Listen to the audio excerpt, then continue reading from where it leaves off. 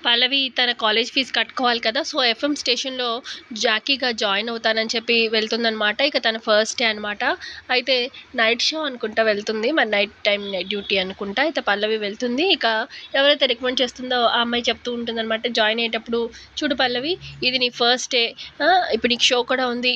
So, నువ్వు చాలా న్యాచురల్‌గా చాలా ఫ్రీగా మాట్లాడేసేయి. ఏ టెన్షన్స్ పెట్టుకోకు. నువ్వుగా చాలా ఫ్రీగా షోని క్యారీ ఫార్వర్డ్ చెయి. ఓకేనా? ఆల్ ది బెస్ట్" అని చెప్పి పల్లవికి తన సీట్ అది చూపిస్తుంది. మైక్ పెట్టుకోమని ఇలా మొత్తం చెప్తుందనమాట. ఇక పల్లవి షోకి రెడీగా ఉంటుంది. మరో పక్క చరణ్ ఏమో తన రూమ్‌లో కాసేపు ఎఫ్ఎం విందాము అని చెప్పి ఎఫ్ఎం ఆన్ చేస్తాడనమాట. ఎఫ్ఎం 5.5 ఛానల్ అన్నట్టుగా. అయితే ఇక పల్లవి ఏమో షో స్టార్ట్ చేస్తుంది. ఇక గుడ్ ఈవినింగ్ ఎవ్రీవన్ అని చెప్పి చాలా ఇదిగా చాలా మంచిగా మాట్లాడుతూ ఉంటుందనమాట. ఇక కాల్స్ అవి వస్తూ ఉంటాయి. అందరూ జనాలు మాట్లాడుతూ ఉంటుంది పల్లవి.